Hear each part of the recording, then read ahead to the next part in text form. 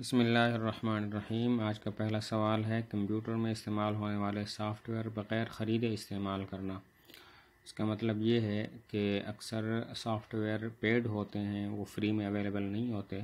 Company کی طرف سے، اس ادارے کی طرف سے جو اس سافٹ ویئر کو ڈیولپ کرتی ہے، لیکن اکثر لوگ ان سافٹ ویئر کو یوز کرتے ہیں فری میں، کسی طرح ان کا کوڈ حاصل کر لیتے ہیں یا اس کو کریک کر لیتے ہیں، تو پھر وہ اس کو استعمال کرتے رہتے ہیں اور یہ استعمال انتہائی وسیع ہوتا ہے، حالانکہ کمپنی کی طرف سے باقاعدہ اجازت نہیں ہوتی کہ اس کو فری میں استعمال کیا جائے، لیکن لوگ کرتے ہیں۔ اور دوسری طرف یہ بات بھی ہے کہ اگر وہ ادارہ جس نے سافٹ ویئر بنایا ہے چاہے تو پتہ لگا سکتا ہے کہ کہاں پہ یہ سافٹ ویئر فری میں یوز ہو رہا ہے، لیکن وہ ایکشن نہیں لیتے، اس لیے کہ ان کے بھی کچھ مقاصد ہوتے ہیں۔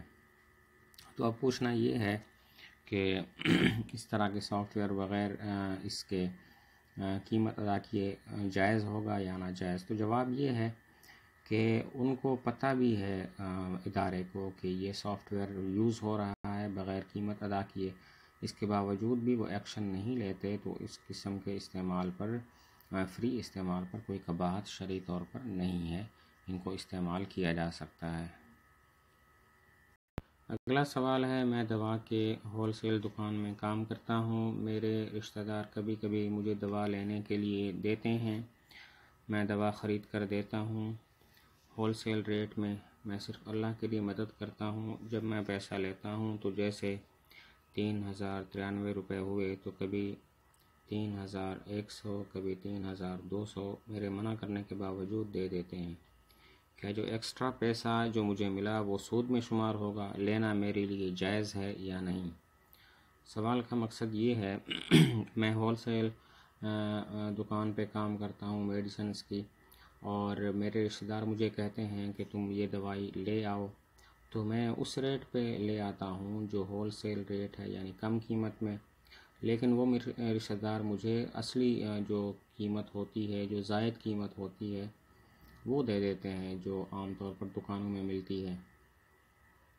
مثلاً ہول سیل میں مجھے اگر 100 روپے کی ملی ہے تو وہ مجھے 120 130 دے دیتے ہیں جو عام خریداروں کی قیمت ہوتی ہے، اور میرے منع کرنے کے باوجود بھی وہ دے دیتے ہیں، تو کیا ایسا کرنا ٹھیک ہوگا؟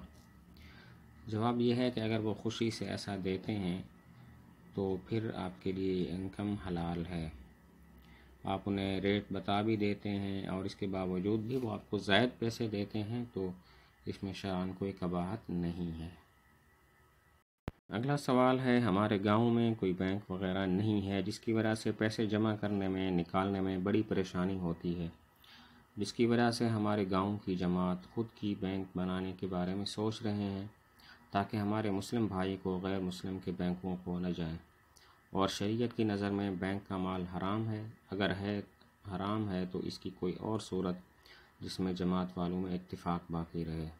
سوال کا مقصد یہ ہے، ہم ایسے گاؤں میں رہتے ہیں جہاں پہ کوئی بینک نہیں ہے، تو بینک میں جانے کے لیے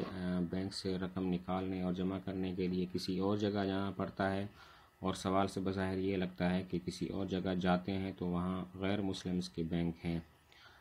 تو اپنا بینک گاؤں والے بنانا چاہتے ہیں، تو کیا یہ جائز ہے؟ جواب یہ ہے کہ بینکوں کا نظام سود پر مبنی ہے، اور خصوصاً جس کی طرف آپ کے سوال میں اشارہ موجود ہے کہ وہ غیر مسلم